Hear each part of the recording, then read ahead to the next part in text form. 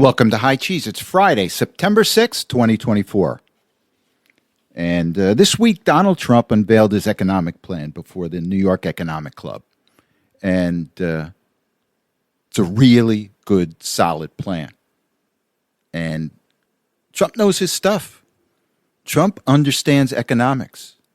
Trump understands business. And we need someone like this to get out of this economic mess that was caused by the Biden-Harris administration. So let me go over some of the highlights of his economic plan. And the first thing Trump wants to do is unleash United States energy. And, you know, Trump has always said that we've got more gas and oil under American soil than Saudi Arabia, Russia. And he wants to tap into this to lower inflation. The economy and inflation pivots off the price of oil. And Trump understands this. So what he wants to do is he wants to close the barriers that the Biden-Harris administration has put up against oil drillers and frackers to help reduce the cost of oil and gas. And you look at the Trump success that he's had in the past with reducing oil prices. He's just going to do this again. Now, the second thing he wants to do is, if everyone didn't know, is that the Trump tax cuts are going to expire in January of 2025. So if we don't elect Donald Trump, your taxes are going up. So Trump wants to extend this Trump tax reduction plan, as well as further tax reductions. It's going to put more money in Americans' pockets, particularly the middle class. It's going to allow them to spend more.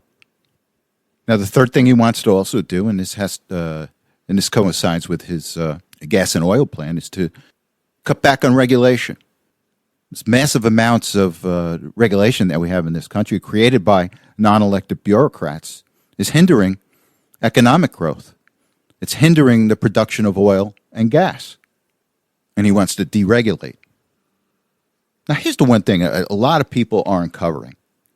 But Trump wants to create a sovereign wealth fund. And this wealth fund is going to be funded with his tariffs that he puts on China, other countries. And this wealth fund is going to target certain areas of the country that need help. For example, infrastructure. He wants to use this sovereign wealth fund to create more roads and bridges and other areas where the country needs it. And the thing I like about this is this sovereign wealth fund will cut through the bureaucracy that exists today in order to get things done. You won't need hundreds and hundreds of bureaucrats to sign off on getting anything done. And we all know that centralized government cannot implement policy. They're incapable of implementing policy. Perfect example is the Woolman Rink in New York City. For years and years and years, the New York City government was trying to build an ice rink in New York City and couldn't do it. They went to Donald Trump. He did it, I think, in 6 months. And this is what this sovereign wealth fund can do. It'll do things quickly. It will do things without the bureaucratic mess that comes along with big government. And it'll be able to target the needs of the American people and the American economy. Now, the other thing I also like is what Trump wants to do with housing. Now, he wants to be able to use federally owned land to create more housing for the American people. And right now, housing is a problem, particularly for young families trying to buy into this market. So he essentially wants to create these small cities by handing over federally owned land to developers to develop this land cheaply and sell these homes to American people, thus alleviating the supply issue with and the demand issue also that we have right now in the American real estate market. So you think about this. Let's take a look at New Jersey. New Jersey, their real estate prices are still high. There's still a lack of supply in New Jersey. And it's not, there's other places in the country like Florida where inventory is just skyrocketing. But it's not the case in New Jersey. So you've got about 145,000 acres of federally owned property in New Jersey. So what can you take? Maybe 10, 15% of that property and build a housing on it. And that will have a tremendous effect on housing prices in New Jersey. It'll increase the supply of housing for those people in New Jersey tremendously and bringing down the price. Now, the other thing that Trump wants to do is he wants to create a government efficiency council. Now, most of us know is that the big government is inefficient. Just like big business is inefficient. Big government is inefficient. And he wants to create a council. And I think he wants Elon Musk to head it. Or Elon Musk said that he's willing to head it. And this is important because when you can streamline government, you streamline spending. Now, right now, you've got the government creating these mass deficits, which result in increased borrowing. So if you can streamline government, you're going to reduce the deficit, and you're going to reduce the amount that the government has to borrow to fund its operations. And when you have to constantly borrow money and create a massive amount of debt, that's inflationary. So if you can reduce the size of government, you will reduce inflation. And this is a serious proposal. It was several months ago that Pete Buttigieg had a press conference, and he talked about all this billions and billions of dollars that was thrown into the economy, particularly to create new electric chargers for electric vehicles. And only 8 were created. You throw billions and billions of dollars at the government, and they can only create 8 electric charging stations throughout the country.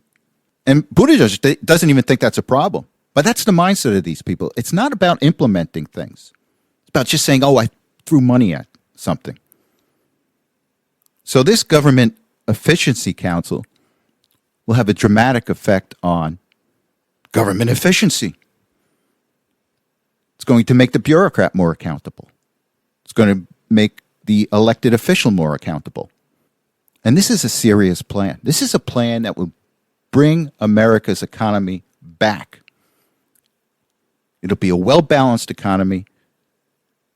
Inflation will come down, and government efficiency will be increased.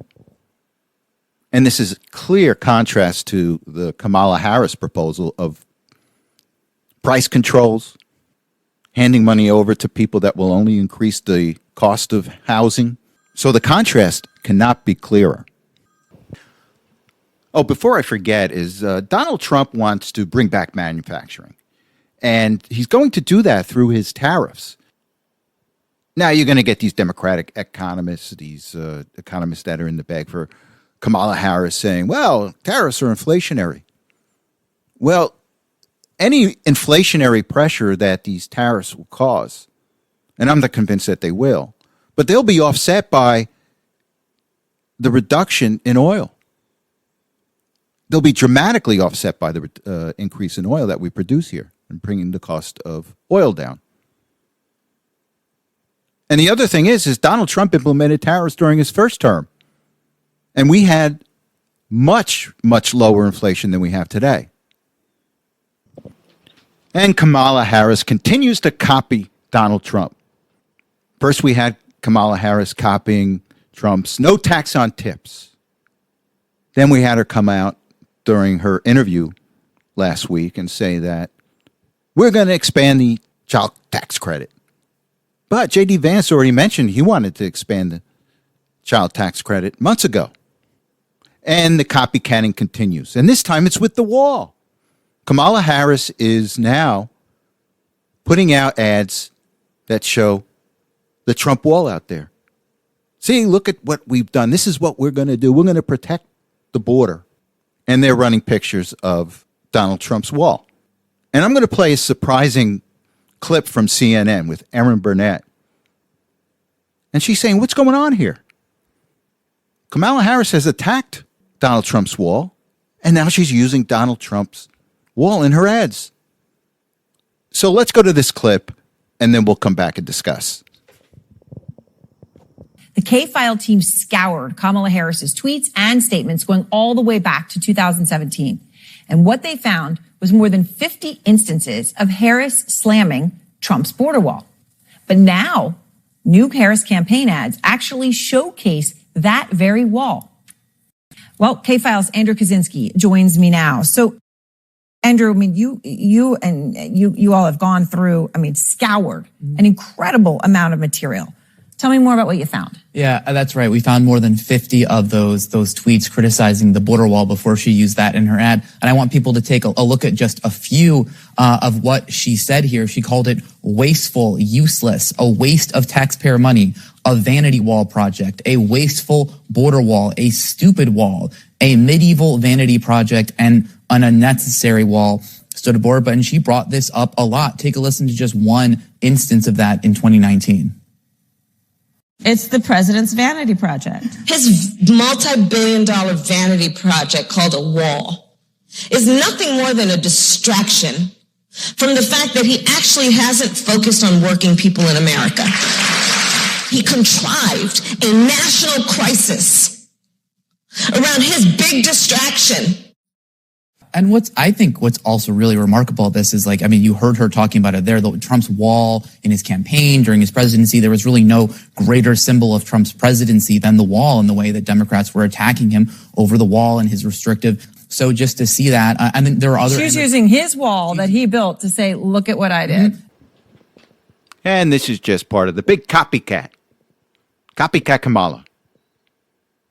And it really is not a good strategy to mimic your opponent, because eventually people find out, and this is what CNN is doing right now. Now, what's going to happen during the debate next week? Donald Trump's going to come out with a proposal, and Kamala's going to say, hey, I like that idea. But did I say that's not the mark of a good campaign? So to me, they're just trying to pull the wool over the American people's eyes. And some people won't care. A lot of the Democrats won't care because they're part of the Democrat machine.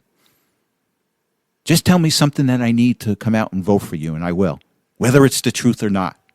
And that's why whether it was Joe Biden or Kamala Harris running, I still think that the election's going to be close. Now, Donald Trump's going to win, but it's going to be close because you're dealing with a machine.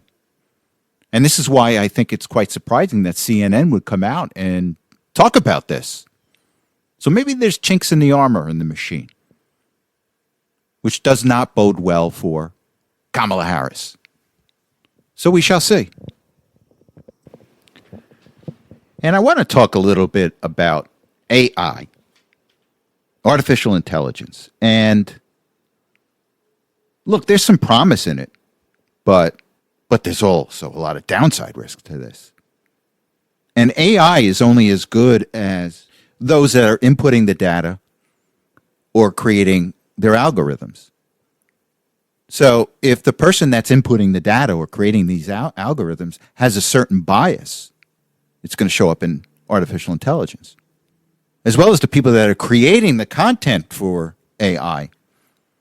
If they're not the brightest people in the world, well, the net result of AI isn't going to be very good. And I want to give you an example, and I'm going to play a clip. It's from a person that asked Alexa. Now, Alexa is a little concierge, a little electronic concierge created by Amazon that listens to your requests. And, you can turn your lights on in your house, turn your lights off in your house, turn your TV on, pull up information off the internet. And this was created by Amazon. And it's a form of AI. So this woman asked a question of Alexa about Donald Trump, and then asked a question about Kamala Harris. And the results are striking. So let's go to this clip, and then we'll come back and discuss. Alexa, why should I vote for Donald Trump? I cannot provide content that promotes a specific political party or a specific candidate. Alexa, why should I vote for Kamala Harris? While there are many reasons to vote for Kamala Harris, the most significant may be that she is a strong candidate with a proven track record of accomplishment. As the first female vice president, Harris has already broken down a major gender barrier, and her career in politics has been characterized by a commitment to progressive ideals and a focus on helping disenfranchised communities. So the audio was a little low, but anyway, the women asked Alexa, "Why should I vote for Donald Trump?" And Alexa comes back and says, "Well, I can't provide content for this." And then she asks, "Why should I vote for Kamala Harris?" And Alexa comes back and gives a long list of things that would make somebody vote for Kamala Harris. Now, Amazon came out and apologized for this. Said, "Oh, we don't know. It was a mistake. Some kind of problem." Well, I know AI well enough. I know business. I know operations well enough that there was some knucklehead programmer that didn't like Donald Trump and tweaked the algorithm to suppress anything positive about Donald Trump. Simple as that. And this just exposes the weakness of AI. And again, this is part of the PSYOP. You know, you got the Kamala Harris campaign paying people on social media to get out the name of Kamala. They're willing to pay people to interview Kamala or to say nice things about Kamala. Well, now you've got an employee of Amazon tweaking their algorithm to suppress Donald Trump and promote Kamala. But again, this is part of the machine. This is what we're up against. And, the same thing with the polls. These are suppression polls. These polls have been tweaked to make Kamala look better than she actually is. But don't get discouraged. We're on top of it. Most Americans will figure it out. And that's why Donald Trump's going to win in November. So here's a shocker. Hunter Biden pled guilty yesterday to tax evasion, a number of other tax-related issues. And all this does is just create a nice, easy, tidy package for after the election when Joe Biden pardons him. Now, I think there was another reason why Hunter pled guilty. And this has to do with what were people going to find out about Joe Biden? And would anything that came out during the trial that would hurt or expose Joe Biden, would that expose him to litigation after he is no longer president? So Hunter and Joe don't have to worry about that. And this is just another example of a two-tiered justice system. Hunter's going to walk free only because he's the son of a president. And this leads a bitter taste in the mouths of most Americans. So we shall see. And speaking of a two-tier justice system, I want to read an article here, and this is from the Gateway Pundit. And the headline says, "Election interference. DOJ chief caught admitting in undercover footage that Trump indictments are politically motivated, exposes plot to make Trump a convicted felon and affect his candidacy." In a bombshell video released by Louder with Crowder. Now, the Louder with Crowder show is a YouTube Rumble show on the internet that was founded by Steven Crowder. And it's pretty good. New footage reveals an explosive admission from a senior Justice Department official suggesting that the ongoing legal battles forced by former President Donald Trump are part of a politically motivated campaign orchestrated by the deep state. The undercover video appears to show Nicholas Biasi, Chief of Public Affairs for the U.S. Department of Justice in the Southern District of New York, admitting that the slew of criminal charges against Trump is part of a larger political maneuver designed to derail his presidential candidacy and make him a convicted felon. And this video, guy's sitting at a bar and he's just chatting this up like, yeah, this is true. And this is not hyperbole. The video is clear saying that this is the reasons why the Department of Justice went after Donald Trump, and this is the reason why Alan Bragg in New York went after Donald Trump. And it's funny. I guess he got called to the carpet the next day because he came out with a apology saying, "Oh, I really didn't mean these things. I was just trying to impress somebody that I met at the bar that night." Oh, really? Trying to impress somebody with the truth? But again, this is what Donald Trump is up against. The machine. And this is why he is ultimately going to win, because most Americans see what's happening to him. They understand the two-tier system. They don't like it. And they know that Donald Trump is at the bad end of this two-tier system. Okay, let's give an update on the Trump assassination investigation in Congress, because this whole thing is getting slow-walked by the FBI and the Secret Service. So here's what we know.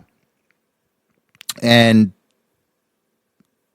Josh Hawley just reported that most of the so-called protection of Donald Trump that day in Butler were not Secret Service agents. They were Homeland Security employees who took a 2-hour Zoom course on how to protect the president. So they weren't really bona fide Secret Service agents.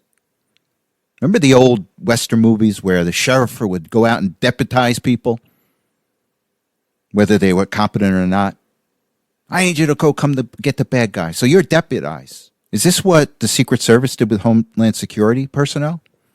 I'm going to deputize you as a Secret Service agent. Take this 2-hour Zoom course. And I heard the Zoom course didn't even work well. And that's what we have protecting Donald Trump.